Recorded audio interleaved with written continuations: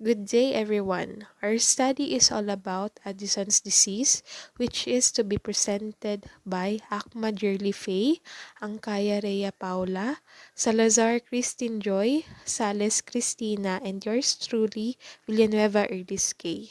For the introduction of our case study, endocrinal disorders remain undetected, especially in developing countries, due to lack of awareness clinicians, as well as limited facilities for special investigations. According to Kaudari, Addison's disease refers to a primary hypoadrenalism caused by a total or near total destruction or dysfunction of both adrenal cortices. It is an acquired primary adrenal insufficiency. It is termed as Addison's disease when an autoimmune process causes the condition. This condition is rare, but it was a potentially life-threatening emergency condition. This results from bilateral cortex destruction, which leading a person to have decreased adrenocortical hormones, which may include cortisol, aldosterone, and androgens. The insidious course of action usually presents with glucocorticoid deficiency followed by mineralocorticoid. However, it can also present acutely, which is often triggered by intercurrent illness. The presentation of the adrenal insufficiency depends on the rate and extent of adrenal function involvement. The most common cause of primary adrenal insufficiency is autoimmune adrenalitis, associated with increased level of 21-hydroxylase antibodies. In addition, Addison's disease is well known as primary adrenal insufficiency, which occurs when the adrenal glands are damaged and cannot produce a sufficient amount of cortical hormones. This disease is an autoimmune or idiopathic atrophy of the adrenal glands is responsible for 80% to 90% of all cases. The other causes of this case includes the surgical removal of both adrenal glands and infection of the adrenal glands. The manifestations of PAI can be caused by using multiple pharmacologic therapies such as anticoagulants that usually resulting in adrenal hemorrhage, anticonvulsants, and antibiotics. Inadequate secretion of ACTH from the pituitary gland is a secondary cause of adrenocortical insufficiency as a result of decreased stimulation of the adrenal cortex.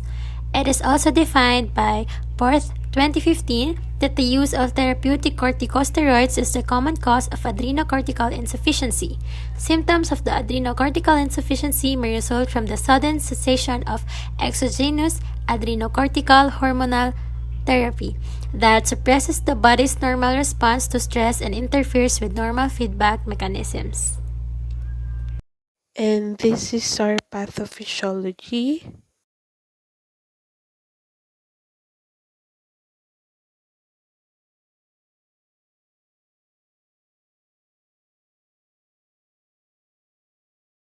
For the summary of abnormal findings, a previously healthy 11-year-old white boy presents the emergency department with a 3-day history of nausea, anorexia, weakness, abdominal pain, and an episode of vomiting. The patient is a thinly built boy with signs of dehydration or sunken eyes and slightly dry mucous membranes. The patient's skin is hyperpigmentation, especially noticed on the extensor surfaces of the fingers of both hands. The vital signs are as follows: blood pressure of 94/68 mmHg and a heart rate of 116 beats per minute. The patient weight is 32 kg or 70.5 pounds or a weight loss of 6% in the previous 3 days. Initial laboratory evaluation reveals the following values: for the sodium 118 milliequivalent per liter, for the potassium 6.1 milliequivalent per liter, for the chloride 92 milliequivalent per liter, and for the blood urea nitrogen 109 milligrams per deciliter.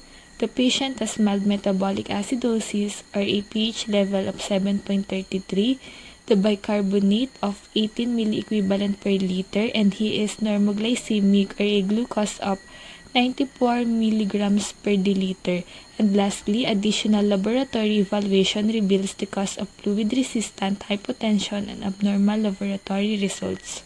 For the prioritization of existing problems, number 1, deficient hypotonic fluid volume related to hypovolemia, dehydration as evidenced by sunken eyes, undernutritional metabolic pattern. Next, Dysfunctional gastrointestinal motility related to decreased peristaltic activity as evidenced by abdominal pain and episodes of vomiting under elimination pattern. Next, imbalanced nutrition less than body requirements related to anorexia as evidenced by decrease in weight 32 kilograms or 70.5 pounds and weight loss of 6% in previous 3 days under nutritional metabolic pattern. For the concept map, 11-year-old white boy presents to the emergency department with a 3-day history of nausea, anorexia, weakness, abdominal pain, and an episode of vomiting. For the number 1 prioritization, deficient hypotonic fluid volume related to hypovolemia dehydration as evidenced by sunken eyes. For the planning, short term, after 2 hours of nursing intervention, the patient will be able to identify the ways to prevent fluid loss. For the long term, after 3 days of nursing intervention, the patient will be able to practice ways on how to prevent fluid loss. For the intervention independent, encourage the patient to drink prescribed amount of fluid like 7 glasses of water or 1.5 liters, smart water, Gatorade, and Pedialyte. Encourage foods with high fluid content such as milk, coconut water, watermelon, orange, popsicle, gelatin, soup, and eggnog. Educate the patient about possible causes of fluid loss such as vomiting, diarrhea, and fever. Provide oral hygiene, and for the dependent, administer medication as prescribed by the physician such as IV solution. For the collaborative, the patient may refer to pediatrician for further management. For the second prioritization, dysfunctional gastrointestinal motility related to decreased peristaltic activity as evidenced by abdominal pain and episodes of vomiting. For the planning short term, after 2 hours of nursing intervention, the patient will be able to decrease abdominal pain and episodes of vomiting. Long term, after 3 days of nursing intervention, the patient will no longer experience abdominal pain and episodes of vomiting.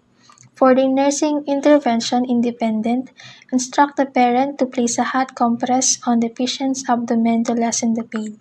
Encourage the patient to drink plenty of fluids such as water and Gatorade. Maintain GI rest when indicated. Nothing by mouth, fluids only, or gastric or intestinal decompression. Advise the patient to eat high fiber foods such as whole grains, green leafy vegetables, and fresh fruits. For the dependent, administer fluid and electrolytes as prescribed by the physician. Administer medications as prescribed by the physician. For the collaborative, refer the patient to gastroenterologist for further management. For the third prioritization, imbalanced nutrition less than body requirements related to anorexia as evidenced by decrease in weight 32 kilograms or 70.5 pounds and weight loss of 6% in previous 3 days. For the planning short term, after 2 hours of nursing intervention, the patient will be able to understand the importance of nutritional status. For the long term, after 2 weeks of nursing intervention, the patient will be able to gain weight from 32 kilograms to 35 kilograms. For the nursing intervention independent, encourage the patient to eat high protein such as eggs, chicken breast, cheese, and milk, high carbohydrate like bananas, sweet potato, and brown rice, and high sodium diets such as palm, salted nuts, and beans canned with salt added. Encourage the patient to choose variety and moderation in dietary plan. Encourage the patient to drink adequate water in timely, limit fluid 1 hour prior to meal. Encourage the patient to have rest periods after eating. Educate the patient about proper oral hygiene. Promote a conductive feeding environment. Weigh the patient and compare with recent weight history. For the dependent, administer medication as prescribed by the physician, such as vitamin and mineral, iron supplements, including chewable multivitamin. For the collaborative, the patient may refer to dietitian and or nutritionist. Discharge plan. Medication. Advise the parent to keep the medicine nearby so it can use quickly if needed. Advise the parent to finish all medication as prescribed the physician. Exercise. Recommend drinking more water when exercising or engaging in physical exertion or during hot weather. Suggest carrying water bottle when away from home as appropriate when doing physical activity. Advise the patient to do walking or running, which result a positive effect on health. Treatment. Advise the parent to buy over-the-counter electrolytes like Gatorade and oral dehydration salt to prevent dehydration. Advise the patient to do frequent oral and eye care to prevent injury from dryness. Advise the patient to have increased fluid intake, most especially water, to prevent dehydration. Advise the patient to take prescribed medications on time. Instruct the parent and relative of the patient to monitor the vital signs. Instruct the parent to position the patient in a recumbent position with the legs elevated. And advise the parent to give the therapy prescribed by the physician to the additional supplementary therapy with glucocorticoids is required to prevent Addison crisis. Health teaching. The program of educating the patient with Addison disease is designed so that the patient and family understand the illness. The goals of education is to prevent complications. Educate the patient and parent about the possible causes of fluid loss, like vomiting, diarrhea, or fever. Educate the patient about proper oral hygiene. Advise the parent to buy mouthwash that's not containing alcohol or hydrogen peroxide. Advise the patient to use soft bristle brush or sponge or cotton applicator to cleanse teeth and tongue. Instruct the parent to place a hot compress in the patient's abdomen if abdominal pain occurs. And for the hyperpigmentation of the patient, advise the family members to treat the patient normally, not as an invalid. For the outpatient, advise the parent that the patient need to follow all the follow-up checkups per further treatment and to avoid other complications.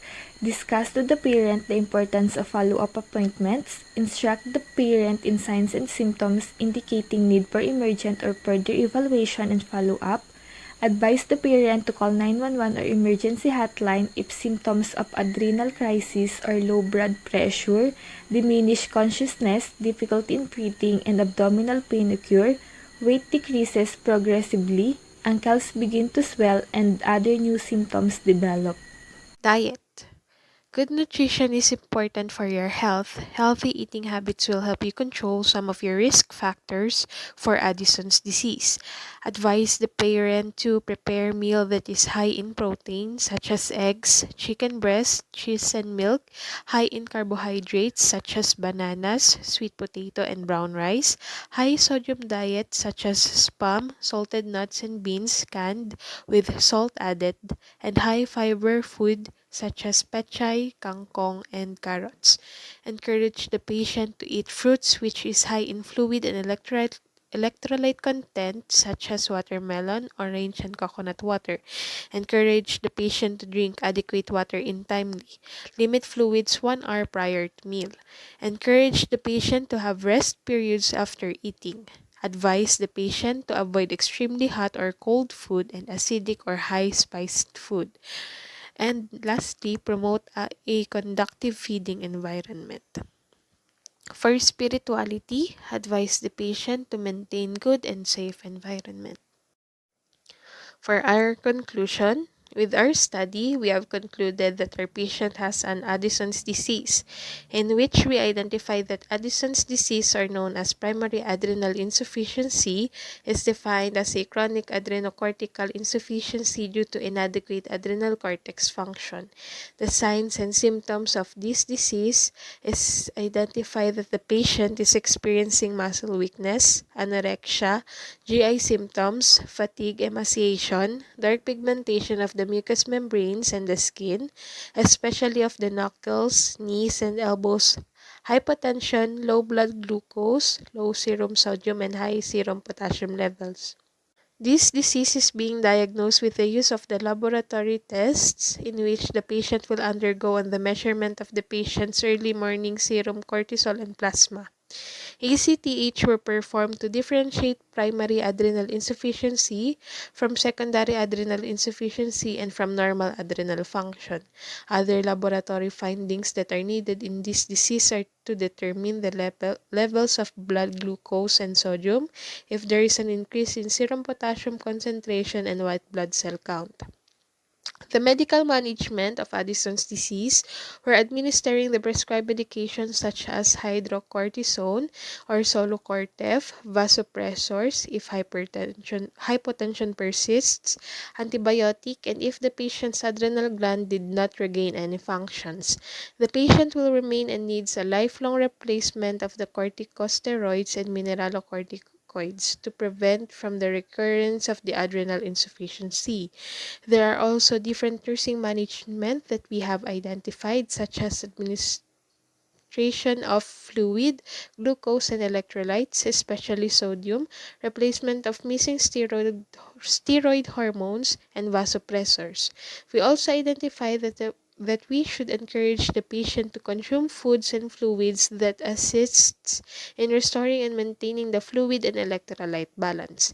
Until the patient's condition is stabilized, the nurse takes precautions to avoid unnecessary activity and stress that could precipitate another hypotensive episode. Thank you for listening.